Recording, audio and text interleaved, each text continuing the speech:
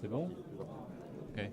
Mr. Steinitz, here in Munich, Turkey was supposed to attend the conference. They decided to boycott it or not come because of Israel's presence. What's your reaction to Turkey's decision?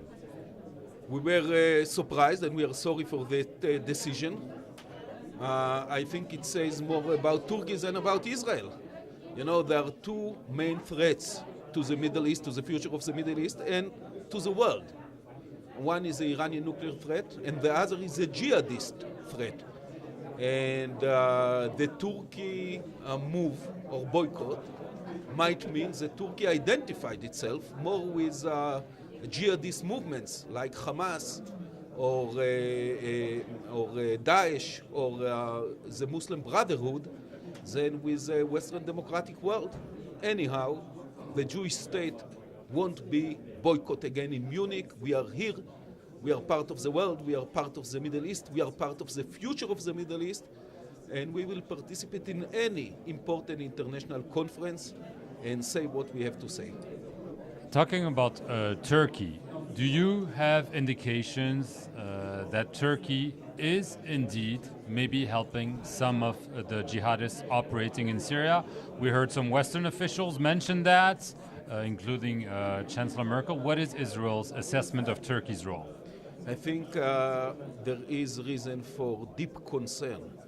You know, on the one hand, Turkey is member of NATO, considered to be a Western-style democracy, at least until now. And on the other hand, there are too many signs that Turkey is involved and support many radical Muslim groups in the Middle East. The Turkish government invited Hamas, which is a terrorist group, not just according to Israel, but according to the European Union, according to the United States, according to Britain, according actually to most of the democratic world. They invited them to open office and to have some presence in Istanbul and in Ankara. There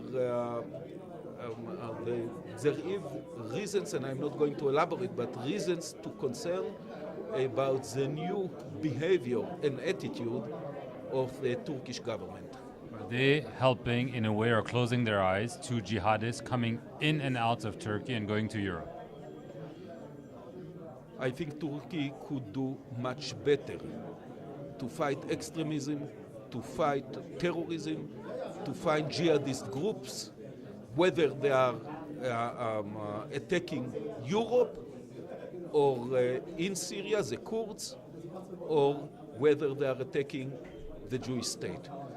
Turkey could do much more not to help, but instead to resist and to fight those jihadist movements or terrorist organizations.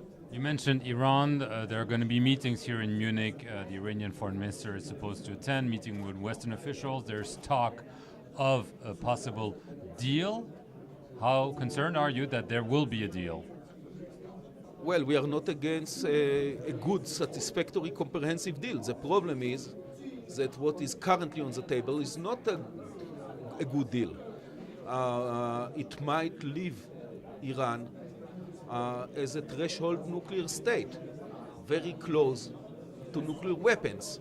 We think this is extremely dangerous because this is what happened with North Korea after the deal that was signed with North Korea in 2007, and look what followed.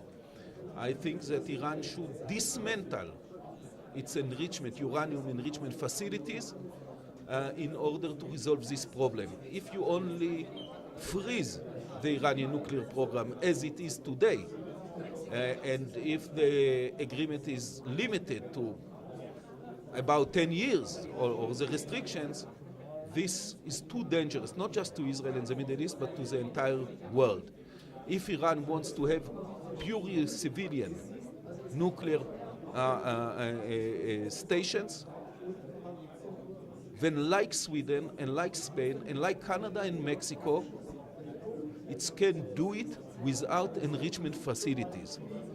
And there are 6 Security Council resolutions that demand from Iran to dismantle its uranium enrichment facilities, and we think that the P5+1 should insist, not that Iran will park 1 year from the bomb, approximately, but that Iran will give away and will dismantle what was built illegally underground in order to resolve this problem.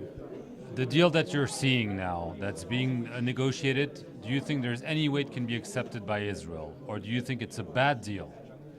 First, there is no deal yet.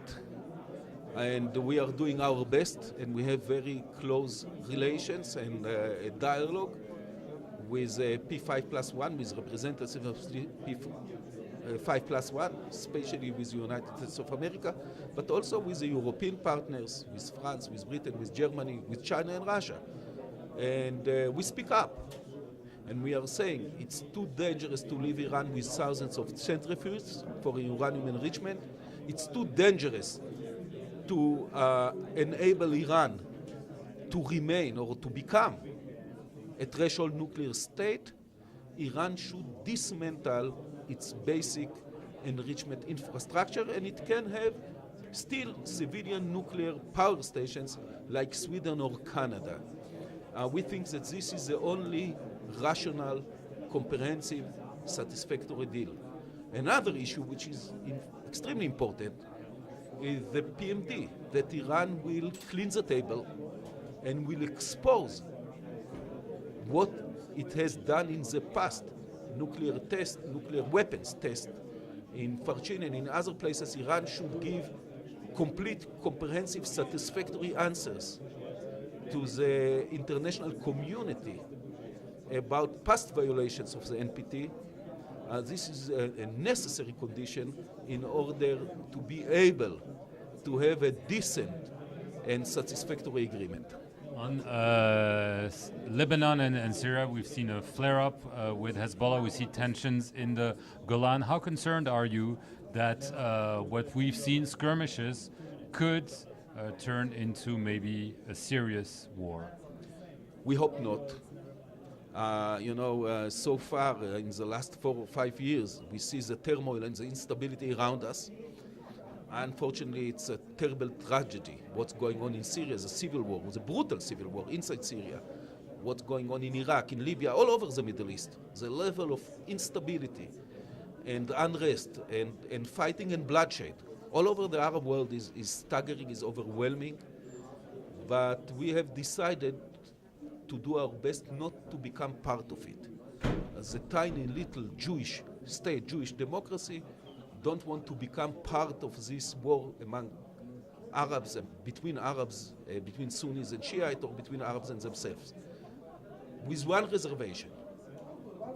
If somebody try to establish new terrorist fronts against Israel, for example in the Golan Heights, if somebody is trying to attack us, to use the instability around us in order to attack us, of course we will defend ourselves.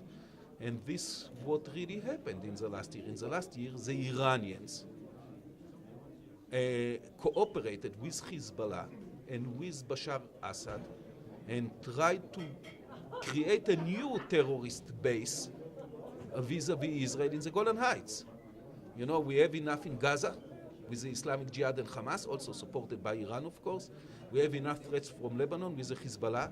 We don't want to see another Iranian Hezbollah base on the Golan Heights. And one should ask itself, by the way, Iran on the one hand is trying to convince Europe, to convince the world, the international community that it's different Iran that can be trusted, Iran that can deal with the nuclear concern of the world. But if you judge not the rhetoric, but what Iran is doing in the Middle East, I am speaking now not just about the nuclear project, but what Iran is doing. Iran is still #1 country in the world in the support of terrorist groups all over the Middle East. Hezbollah in Lebanon and in Syria, of course, other militias in Iraq and in Syria, Islamic Jihad and Hamas in Gaza, the Houthis in Yemen. Iran is all over the place supporting terrorist groups, not just against Israel, but also against other countries and regimes and groups in the region.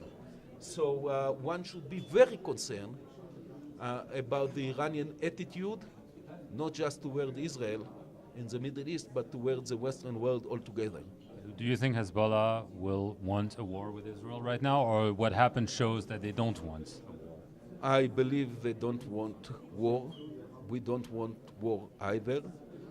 But one thing is clear, Israel is surviving in maybe the most difficult and problematic neighborhood on the face of earth.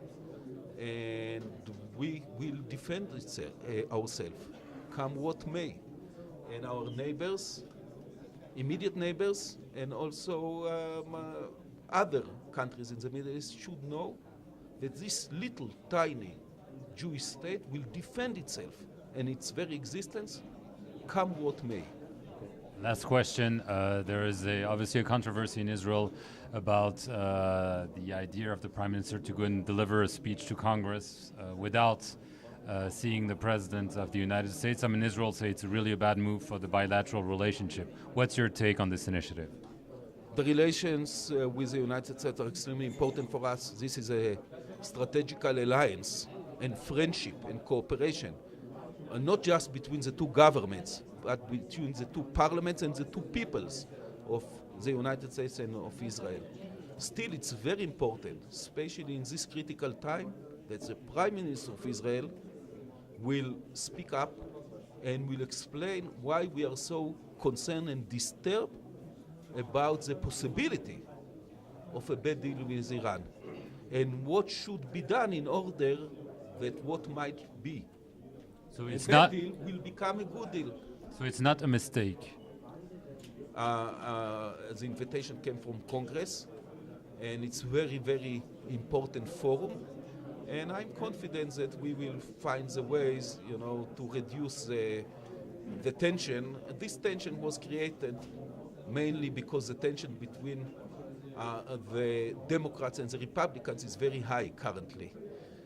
We always had and still have excellent friends in both the Democratic camp and the Republican camp, and I'm confident that this will remain so also in the future.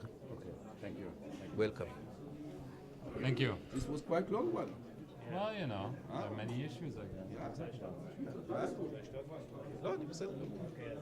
יש לנו פה עוד שתי שאלות קצרות.